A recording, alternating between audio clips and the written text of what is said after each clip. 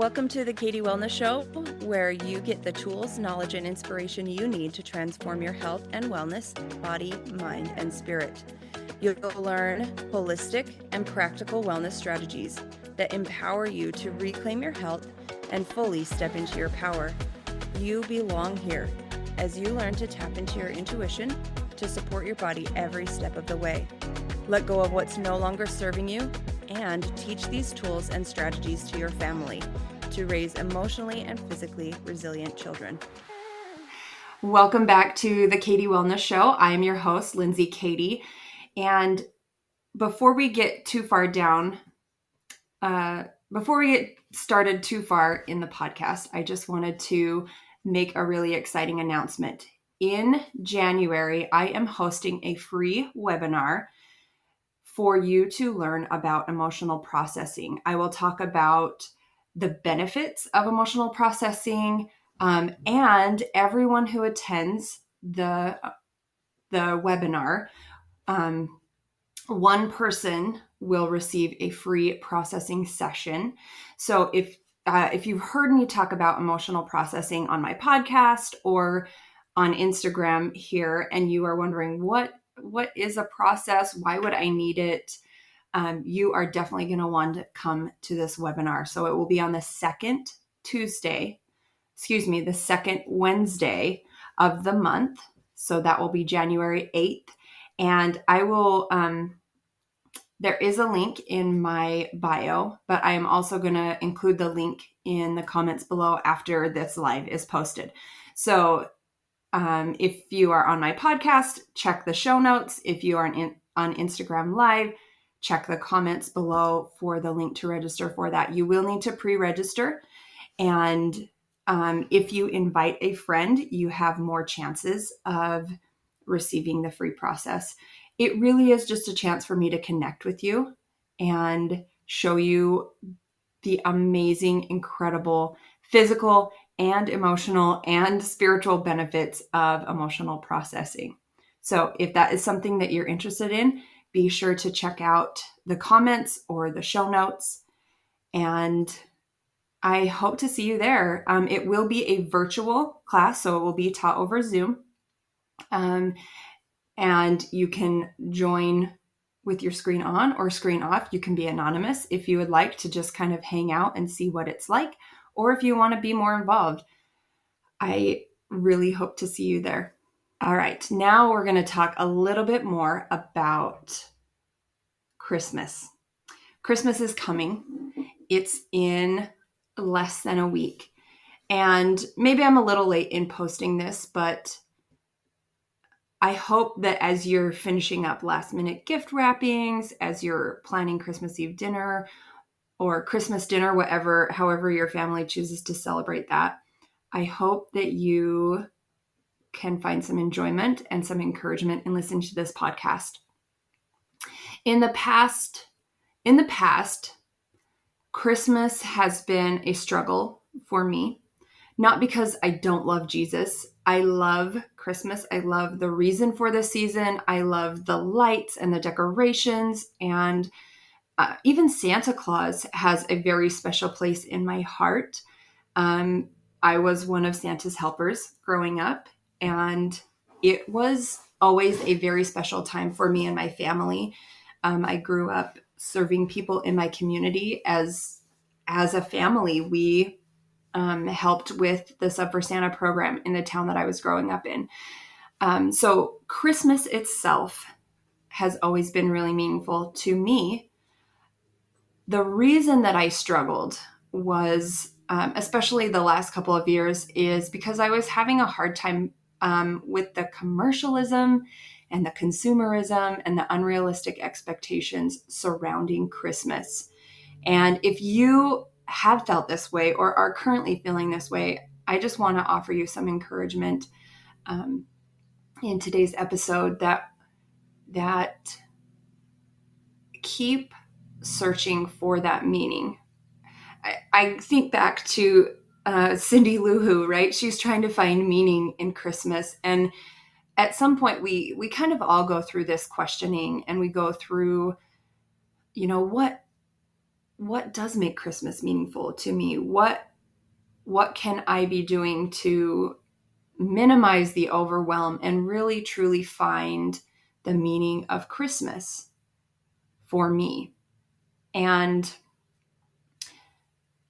I just want to give you encouragement, right? Not that you need my permission, but I'm giving it to you. I'm giving you permission, not that you need it from me, but you get to redefine what works for you at Christmas.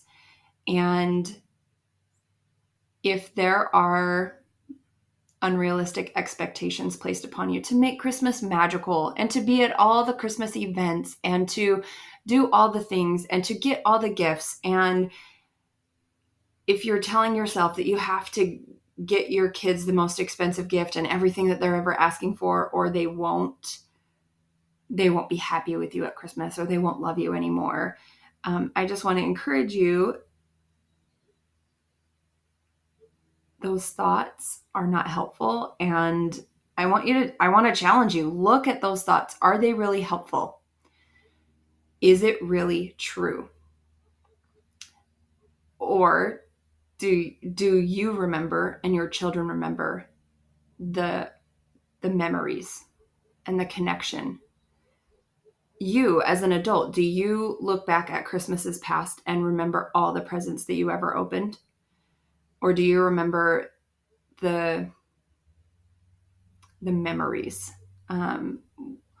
So as we've moved away from family, some of those unrealistic expectations that I had placed on myself to be to every event, every concert, every family party, visiting both sides of the family, so my family and my husband's family, some of those expectations have gone away a little bit.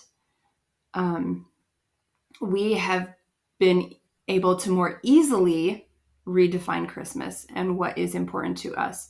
And that's not to say that we didn't try while we were still living in Utah. One year, my husband and I were really just feeling like we needed to stay home for Christmas instead of visiting family for Christmas, which was something that we loved to do, but it was just getting harder with our kids growing, and we wanted to have those memories with our kids. We knew that telling our families about this decision was going to be really hard for our families, and we didn't want to ruin relationships or negatively impact relationships. And so we approached it with love. We love you guys. We feel that this is best for our family right now. And that is something that we had to do what was best for our family. I'm giving you permission now to do what's best for your family and approach it with love. And you cannot control how the other people are going to react. Just as when you give a gift, you cannot expect people to act in a certain way. You cannot expect people to be grateful.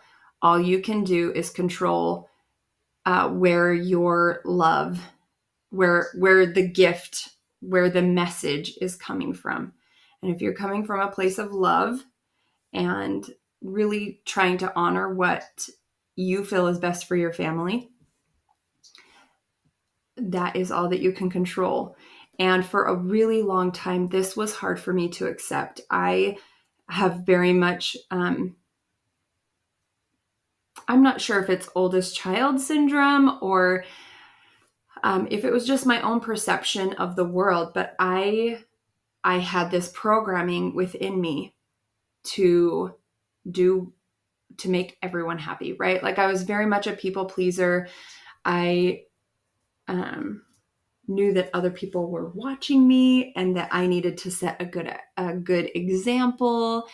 And I didn't want to hurt feelings. I didn't want to ruin relationships. I wanted to be everything for everyone. And it actually ended up causing a lot more harm than it did good to me and my health personally over time.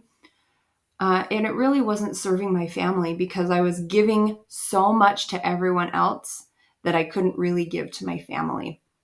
So that's another thing to think about is, what is your programming telling you about the commercialism and the consumerism and the unrealistic expectations? If you are having some of the same programming, or even if it's different and it's not serving you, if the programming in your brain, the thoughts and beliefs in your brain are not serving you, you have the power and the ability to change them and replace it with programming that does help.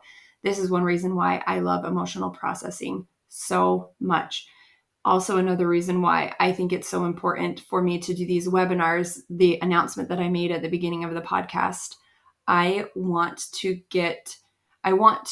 make more people aware of emotional processing and the benefits of it, that it is really reprogramming those beliefs and the lies that we tell ourselves, that we have to show up in a certain way, or that we get our worth by being productive, or by that we can't be happy if everyone else around us isn't happy. Like, that is an over responsibility programming, thinking that we have control over other people's thoughts, emotions, and feelings. And I want to help you take back your control and your power and your voice, and be able to set these boundaries and stand up to yourself, stand up for yourself and for your family, doing what you know is best in a way that feels really good, not in a way that feels self-sabotaging or that is damaging to relationships. And I know that is possible because I've seen it work in my own life, and I've seen it work in the lives of my clients. So just a reminder, you deserve to have a memorable Christmas full of the magic that feels good to you. And when we go into these Christmas seasons or these holiday seasons with unrealistic expectations of the places that we're expected, quote unquote, expected to be, you have the power to choose what of those things are serving you and your family. But you have to be brave enough to take it, to take control over your time. And you are allowed to say, thank you for thinking of us. We are not going to be able to make it this year. Or, I'm so grateful that you got me a gift. Thank you for thinking of me. Instead of, oh, I didn't get you a gift. I'm so sorry. I didn't even think about you, and stressing over that. Or if you give a gift and no one gives you a gift in return, maybe this is where my love language is not gifts, right? I would much rather have words of affirmation or quality time. But if there are gifts, people in your life, and you didn't get them a gift, they may feel unloved. That is on them, right? That is not on you. So if you know that someone is a gift person and you have the capacity to think of a really meaningful gift and the time and the budget to do those things, do that from a place of love. And if you don't, see if you can give a gift that doesn't require time, or that requires more time rather than money or other resources. What I'm saying is, make Christmas work for you in the season that you're in. This is your encouragement. And I love you. And I hope you have the best Christmas season with your family in a way that feels meaningful. I hope you can find that meaning at Christmas time. And if you are still struggling to set boundaries and find your voice and speak up for yourself, reach out and let's schedule a processing session or even a discovery call to figure out what it is that is off in your life, what it is that you're struggling with. I want to help you thrive in your life and find meaning and be able to have the capacity to connect with the people that you love instead of being overwhelmed and burdened and talking negatively about yourself. You are doing so many great things, and I hope you know how much you are loved by your people. I hope you know that. I hope you feel seen, right? Like, I see you. I've been where you are, and I want to reach back and pull you up, because there is so much relief in letting go of those unrealistic expectations.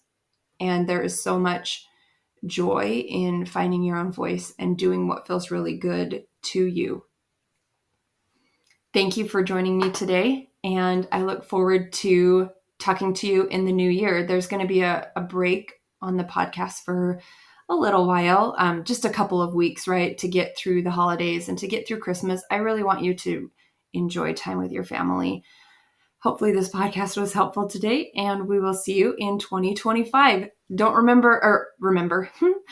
forget or remember to sign up for the webinar that is happening on January 8th. It's a Zoom webinar. It is free. It does not cost you anything.